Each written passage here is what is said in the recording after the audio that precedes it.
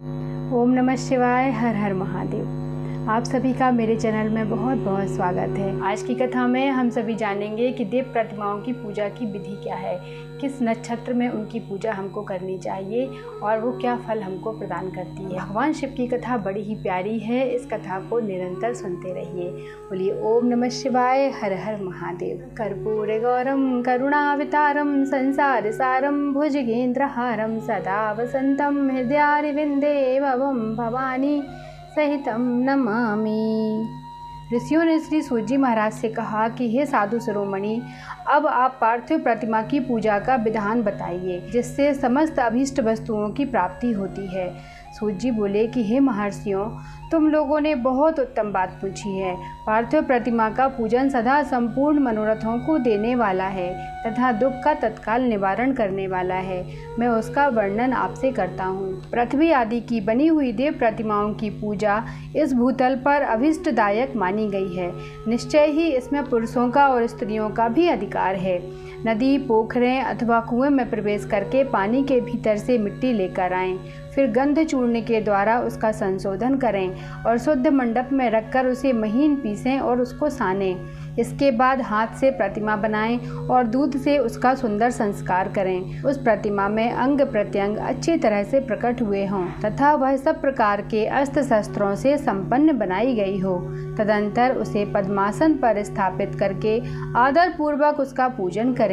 गणेश, सूर्य, विष्णु, दुर्गा और शिव की प्रतिमा का, शिव का एवं शिवलिंग का द्विज को सदा पूजन करना चाहिए। फल की सिद्धि के लिए 16 उपचारों द्वारा पूजन करना चाहिए। पुष्प से प्रोक्षण और मंत्र पाठ पूर्वक अभिषेक करें। अघनी के चावल से नैवेद्य तैयार करें। सारा नैवेद्य लगभग 1 पाव होना चाहिए। घर में पार्थिव पूजन के लिए 1 पाव और बाहर किसी मनुष्य द्वारा स्थापित शिवलिंग के पूजन के लिए सेर भर नैवेद्य तैयार करना आवश्यक होता है, ऐसा जानना चाहिए। देवताओं द्वारा स्थापित शिवलिंग के लिए 3 सेर नैवेद्य अर्पित करना उचित है और स्वयं प्रकट हुए स्वयंभू लिंग के लिए 5 सेर। ऐसा करने पर पूर्ण फल की प्राप्ति समझनी चाहिए। इस प्रकार सहस्त्र बार पूजा करने से द्विज सत्य लोक को प्राप्त कर लेता है। 12 अंगुल चौड़ा, इससे दूना और 1 अंगुल अधिक अर्थात 25 अंगुल लंबा तथा 15 अंगुल चौड़ा जो लोहे या लकड़ी का बना हुआ पात्र होता है उसे विद्वान पुरुष शिव कहते हैं। उसका 8वां भाग प्रस्थ कहलाता है। मनुष्य द्वारा स्थापित शिवलिंग के लिए 10 प्रस्थ, ऋषियों द्वारा स्थापित शिवलिंग के लिए 100 प्रस्थ और स्वयंभू शिवलिंग के लिए 1 सहस्त्र प्रस्थ नैवेद्य निवेदन किया जाए तथा जल, तेल आदि एवं गंध द्रव्यों की यथा योग्य मात्रा रखी जाए तो यह उन शिवलिंगों की महापूजा बताई जाती है। देवता का अभिषेक करने से आत्मशुद्धि होती है, गंध से पुण्य की प्राप्ति होती है, नैवेद्य लगाने से आयु बढ़ती है और तृप्ति होती है, धूप निवेदन करने से धन की प्राप्ति होती है, दीप दिखाने से ज्ञान का उदय होता है और तांबूल समर्पण करने से भोग की उपलब्धि होती है। इसलिए स्नान आदि 6 उपचारों को यत्न पूर्वक अर्पित करें। नमस्कार और जप ये दोनों संपूर्ण अभिष्ट फल को देने वाले हैं। इसलिए भोग और मोक्ष की इच्छा रखने वाले लोगों को पूजा के अंत में सदा ही जप और नमस्कार करना चाहिए। मनुष्य को चाहिए कि वह सदा पहले मन से पूजा करके फिर उन उपचारों से करे। देवताओं की पूजा से उन देवताओं के लोकों की प्राप्ति होती है। देवता और अग्नि में श्रद्धा रखते हुए किया जाने वाला उनका नित्य पूजन मनुष्यों को पुत्र एवं अभिष्ट वस्तु प्रदान करता है। वह समस्त पापों का शमन तथा भिन्न भिन्न दुष्कर्मों का विनाश करने वाला है।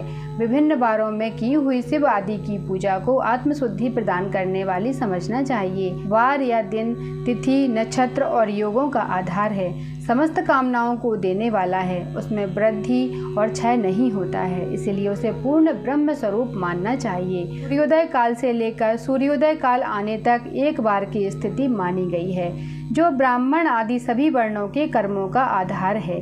विहित तिथि के पूर्व भाग में की हुई देव पूजा मनुष्यों को पूर्ण भोग प्रदान करने वाली होती है।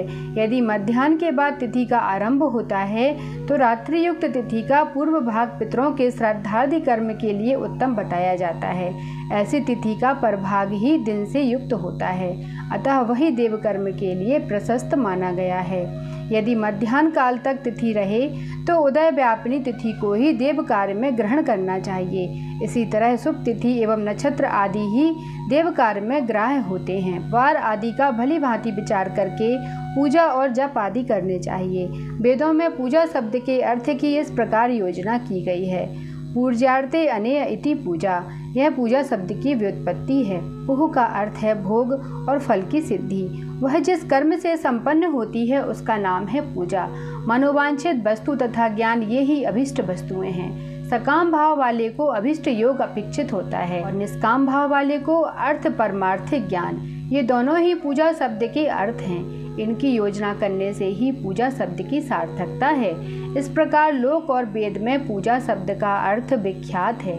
नित्य और नैमित्तिक कर्म कालांतर में फल देते हैं, किंतु काम्य कर्म का यदि भली भांति अनुष्ठान हुआ हो तो वह तत्काल फलद होता है। प्रतिदिन एक पक्ष, एक मास और एक वर्ष तक लगातार पूजन करने से उन कर्मों के फल की प्राप्ति होती है और उनसे वैसे ही पापों का क्रमशः क्षय भी होता है। प्रत्येक मास के कृष्ण पक्ष की चतुर्थी तिथि को की हुई महागणपति की पूजा एक पक्ष के पापों का नाश करने वाली और एक पक्ष तक उत्तम भोग रूपी फल देने वाली होती है। चैत्र मास में चतुर्थी को की हुई पूजा एक मास तक किए गए पूजन का फल देने वाली होती है और जब सूर्य सिंह राशि पर स्थित हों उस समय भाद्रपद मास की चतुर्थी को की हुई भगवान गणपति की पूजा एक वर्ष तक मनोवांछित भोग प्रदान करती है। ऐसा सभी को जानना चाहिए। श्रावण मास के रविवार को हस्त नक्षत्र से युक्त सप्तमी तिथि को तथा माघ शुक्ला सप्तमी को भगवान सूर्य का पूजन करना चाहिए। ज्येष्ठ तथा भाद्रपद मासों के बुधवार को श्रवण नक्षत्र से युक्त द्वादशी तिथि को तथा केवल द्वादशी को भी किया गया भगवान विष्णु का पूजन अभिष्ट संपत्ति को देने वाला माना गया है। श्रावण मास में की जाने वाली श्री हरि की पूजा अभिष्ट मनोरथ और आरोग्य प्रदान करने वाली होती है। अंगों एवं उपकरणों सहित पूर्वोक्त गौ आदि 12 वस्तुओं का दान करने से जिस फल की प्राप्ति होती है उसी को द्वादशी तिथि में आराधना द्वारा श्री विष्णु की तृप्ति करके मनुष्य प्राप्त कर लेता है। जो द्वादशी तिथि को भगवान विष्णु के 12 नामों द्वारा 12 ब्राह्मणों का षोडोपचार पूजन करता है वह उनकी प्रसन्नता प्राप्त कर लेता है। इसी प्रकार संपूर्ण देवताओं के विभिन्न 12 नामों द्वारा किया हुआ 12 ब्राह्मणों का पूजन उन देवताओं को प्रसन्न करने वाला होता है। कर्क की संक्रांति से युक्त श्रावण मास में नवमी तिथि को मृगशिरा नक्षत्र के योग में अंबिका का पूजन करें। वे संपूर्ण मनोवांछित भोगों और फलों को देने वाली हैं। ऐश्वर्य की इच्छा रखने वाले पुरुष को उस दिन अवश्य उनकी पूजा करनी चाहिए। आश्विन मास के शुक्ल पक्ष की नवमी तिथि संपूर्ण अभिष्ट फलों को देने वाली है। उसी मास के कृष्ण पक्ष की चतुर्दशी को यदि रविवार पड़ा हो तो उस दिन का महत्व विशेष बढ़ जाता है। उसके साथ ही यदि आद्रा और महाआद्रा का योग हो तो उक्त अवसरों पर की हुई शिव पूजा का विशेष महत्व माना गया है। माघ कृष्णा चतुर्दशी को की हुई शिवजी की पूजा संपूर्ण अभिष्ट फलों को देने वाली है। वह मनुष्यों की आयु बढ़ाती है, मृत्यु कष्ट को दूर हटाती है और समस्त सिद्धियों की प्राप्ति करवाती है। महाआद्रा का योग हो अथवा मार्गशीर्ष मास में किसी भी तिथि को यदि आद्रा नक्षत्र हो तो उस अवसर पर विभिन्न वस्तुओं की बनी हुई मूर्ति के रूप में शिव जी की जो 16 उपचारों से पूजा करता है उस पुण्यात्मा चरणों का दर्शन करना चाहिए। भगवान शिव जी की पूजा मनुष्यों को भोग और मोक्ष देने वाली है, ऐसा हम सभी को जानना चाहिए। कार्तिक मास में प्रत्येक वार और तिथि आदि में महादेव जी की पूजा का विशेष महत्व है। कार्तिक मास आने पर विद्वान पुरुष दान, तप, होम, जप और नियम आदि के द्वारा समस्त देवताओं का षोडोपचार से पूजन करें। उन पूजन में देव प्रतिमा, ब्राह्मण तथा मंत्रों का उपयोग आवश्यक है। ब्राह्मणों को भोजन कराने से भी वह पूजन कर्म संपन्न होता है। पूजक को चाहिए कि वह कामनाओं को त्याग कर पीड़ा रहित होकर देवाराधना में तत्पर रहे। कार्तिक मास में देवताओं का यजन पूजन समस्त भोगों को देने वाला, व्याधियों को हर लेने वाला तथा भूतों और ग्रहों का विनाश करने वाला है।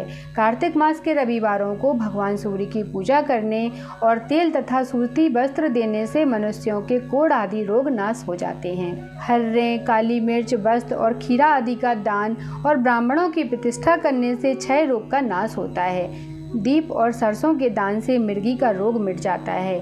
कृत्तिका नक्षत्र से युक्त सोमवारों को किया हुआ शिवजी का पूजन मनुष्यों के महान दारिद्र्य को मिटाने वाला और संपूर्ण संपत्तियों को देने वाला है। घर की आवश्यक सामग्रियों के साथ ग्रह और क्षेत्र आदि का दान करने से भी उक्त फल की प्राप्ति होती है। कृत्तिका युक्त मंगलवारों को श्री स्कंद का पूजन करने से तथा दीपक एवं घंटा आदि का दान देने से मनुष्यों को शीघ्र ही वाक सिद्धि प्राप्त हो जाती है। उनके मुंह से निकली हुई हर बात सत्य होती है। कृत्तिका युक्त बुधवारों को किया हुआ श्री विष्णु का यजन तथा दही भात का दान मनुष्यों को उत्तम संतान की प्राप्ति कराने वाला होता है। कृत्तिका युक्त गुरुवारों को दहन से ब्रह्मा जी का पूजन तथा मधु, सोना और घी का दान करने से मनुष्यों के भोग वैभव की वृद्धि होती है। कृत्तिका युक्त शुक्रवारों को गजानन गणेश जी की पूजा करने से तथा गंध पुष्प एवं अन्न का दान देने से मानवों के भोग पदार्थों की वृद्धि होती है। उस दिन सोना चांदी आदि का दान करने से बंध्या को भी उत्तम पुत्र की प्राप्ति होती है। कृत्तिका युक्त शनिवारों को दिक्पालों की वंदना, दिग्गजों, नागों और सेतुपालों का पूजन, त्रिनेत्रधारी रुद्र, पापहारी विष्णु तथा ज्ञानदाता ब्रह्मा का आराधन और धन्वंतरी एवं दोनों अश्विनी कुमारों का पूजन करने से रोग एवं अकाल मृत्यु का निवारण होता है तथा तात्कालिक व्याधियों की शांति हो जाती है। नमक, लोहा, तेल और उड़द, सौंठ, पीपल और गोल मिर्च, फल, गंध और जल आदि का तथा घृत आदि द्रव्य पदार्थों का और स्वर्ण, मोती आदि कठोर वस्तुओं का भी दान करने से स्वर्ण लोक की प्राप्ति होती है। इनमें से नमक आदि का मान कम से कम 1 प्रस्थ या 1 सेर होना चाहिए और स्वर्ण आदि का मान कम से कम 1 पल होना चाहिए। धन की संक्रांति से युक्त पौष मास में उषा काल में शिव आदि समस्त देवताओं का पुनः क्रमशः पूजन समस्त सिद्धियों की प्राप्ति कराने वाला होता है। इस पूजन में अघनी के चावल से तैयार किए गए हविष्य का नैवेद्य उत्तम बताया जाता है। पौष मास में नाना प्रकार के अन्न का नैवेद्य विशेष महत्व रखता है। मार्गशीर्ष मास में केवल अन्न का दान करने से मनुष्यों को ही संपूर्ण अभिष्ट फलों की प्राप्ति हो जाती है। मार्गशीर्ष मास में अन्न का दान करने वाले मनुष्यों के सारे पाप नष्ट हो जाते हैं। वह अभिष्ट सिद्धि, आरोग्य, धर्म, वेद का सम्यक ज्ञान, उत्तम अनुष्ठान का फल, इहलोक और परलोक में महान भोग, अंत में सनातन योग, मोक्ष तथा वेदांत ज्ञान की सिद्धि प्राप्त कर लेता है। जो भोग की इच्छा रखने वाला है वह मनुष्य मार्गशीर्ष मास आने पर कम से कम 3 दिन भी उषा काल में अवश्य देवताओं का पूजन करे और पौष मास को पूजन से खाली न जाने दे। उषा काल से लेकर संगम काल तक ही पौष मास में पूजन का विशेष महत्व बताया गया है। पौष मास में पूरे महीने भर जितेंद्रिय और निराहार रहकर द्विज प्रातः काल से मध्याह्न काल तक वेद माता गायत्री का जप करें। तत्पश्चात रात को सोने के समय तक पंचाक्षर आदि मंत्रों का जप करें। ऐसा करने वाले ब्राह्मण ज्ञान पाकर शरीर छूटने के बाद मोक्ष प्राप्त कर लेते हैं। द्विजेतर नर नारियों को त्रिकाल स्नान और पंचाक्षर मंत्र के ही निरंतर जप से विशुद्ध ज्ञान प्राप्त हो जाता है। इष्ट मंत्रों का सदा जप करने से बड़े पापों का भी नाश हो जाता है। सारा चराचर जगत बिंदु नाद स्वरूप है। बिंदु शक्ति है और नाद शिव है। इस तरह यह जगत शिव शक्ति स्वरूप ही है। नाद बिंदु का और बिंदु इस जगत का आधार हैं। ये बिंदु और नाद, शक्ति और शिव संपूर्ण जगत के आधार रूप से स्थित हैं। बिंदु और नाद से युक्त सब कुछ शिव स्वरूप है, क्योंकि वही सबका आधार है। आधार में ही आधेय का समावेश अथवा लय होता है। यही सकलीकरण है। इस सकलीकरण की स्थिति से ही सृष्टि काल में जगत का प्रादुर्भाव होता है। इसमें कोई संशय नहीं है।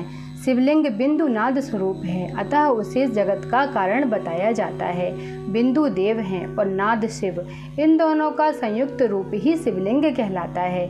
अतः जन्म के संकट से छुटकारा पाने के लिए शिवलिंग की पूजा करनी चाहिए। बिंदु रूपा देवी उमा माता हैं और नाद स्वरूप भगवान शिव पिता। इन माता पिता के पूजित होने से परमानंद की ही प्राप्ति होती है। अतः परमानंद का लाभ लेने के लिए शिवलिंग का विशेष रूप से पूजन करें। देवी उमा जगत की माता हैं और भगवान शिव जगत के पिता। जो इनकी सेवा करता है उस पुत्र पर इन दोनों माता पिता की कृपा नित्य अधिकाधिक बढ़ती रहती है। वे पूजक पर कृपा करके उसे अपना आंतरिक ऐश्वर्य प्रदान करते हैं। अतः मुनीश्वरों, आंतरिक आनंद की प्राप्ति के लिए शिवलिंग को माता पिता का स्वरूप मानकर उसकी पूजा करनी चाहिए। शिव पुरुष रूप हैं और शिवा अथवा शक्ति प्रकृति कहलाती हैं। अव्यक्त आंतरिक अधिष्ठान रूपी गर्भ को पुरुष कहते हैं और सुव्यक्त आंतरिक अधिष्ठान भूत गर्भ को प्रकृति। पुरुष आदि गर्भ है, वह प्रकृति रूप गर्भ से युक्त होने के कारण गर्भवान है, क्योंकि वही प्रकृति का जनक है। प्रकृति में जो पुरुष का संयोग होता है, यही पुरुष से उसका प्रथम जन्म कहलाता है। अव्यक्त प्रकृति से महत्त्वादि के क्रम से जो जगत का व्यक्त होना है, यही उस प्रकृति का द्वितीय जन्म कहलाता है। जीव पुरुष से ही बारंबार जन्म और मृत्यु को प्राप्त होता है। माया द्वारा अन्य रूप से प्रकट किया जाना ही उसका जन्म कहलाता है। जीव का शरीर जन्म काल से ही 6 भाव विकारों से युक्त होने लगता है, इसीलिए उसे जीव संज्ञा दी गई है। जो जन्म लेता है और विविध पासों द्वारा तनाव बंधन में पड़ता है, उसका नाम जीव है। जन्म और बंधन जीव शब्द का अर्थ ही है। अतः जन्म मृत्यु रूपी बंधन की निवृत्ति के लिए जन्म के अधिष्ठान भूत मात्र पितृ स्वरूप शिवलिंग का पूजन करना चाहिए। गाय का दूध, गाय का दही, गाय का घी, इन तीनों को पूजन के लिए शहद और शक्कर के साथ पृथक पृथक भी रखें और इन सबको मिलाकर सम्मिलित रूप से पंचामृत भी तैयार कर लें। इनके द्वारा शिवलिंग का अभिषेक एवं स्नान करवाएं। फिर गाय के दूध और अन्न के मेल से नैवेद्य तैयार करके प्रणव मंत्र के उच्चारण पूर्वक उसे भगवान शिव को अर्पित करें। संपूर्ण प्रणव को ध्वनि लिंग कहते हैं। स्वयंभू लिंग नाद स्वरूप होने के कारण नादलिंग कहा जाता है। यंत्र या अर्घा बिंदु स्वरूप होने के कारण बिंदु लिंग के रूप में विख्यात है। उसमें अचल रूप से प्रतिष्ठित जो शिवलिंग हैं, वह मकार स्वरूप हैं, इसलिए मकार लिंग कहलाता है। सवारी निकालने आदि के लिए जो चरलिंग होता है, वह उकार स्वरूप होने से उकार लिंग कहलाता है। तथा पूजा की दीक्षा देने वाले जो गुरु या आचार्य हैं, उनका विग्रह आकार का प्रतीक होने से अकार लिंग माना गया है। इस प्रकार अकार, उकार, मकार, बिंदु, नाद और ध्वनि के रूप में लिंग के 6 भेद हैं। इन 6 लिंगों की नित्य पूजा करने से साधक जीवन मुक्त हो जाता है, इसमें कहीं कोई संशय नहीं है। श्री सूत जी महाराज ने ऋषियों को ये सब कुछ बताया। भगवान शिव की पूजा हम सभी को परम आनंद देती है। भगवान शिव को जल चढ़ाते समय हमारे आंतरिक शरीर में जो सुकून प्राप्त होता है, हम सभी को उसका कोई वर्णन नहीं है। इसलिए भगवान शिव की पूजा निरंतर करते रहिए, उनकी कथाओं को सुनते रहिए। और आज की इस कथा को हम यहीं पर समापन करते हैं। जब तक के लिए ओम नमः शिवाय, हर हर महादेव।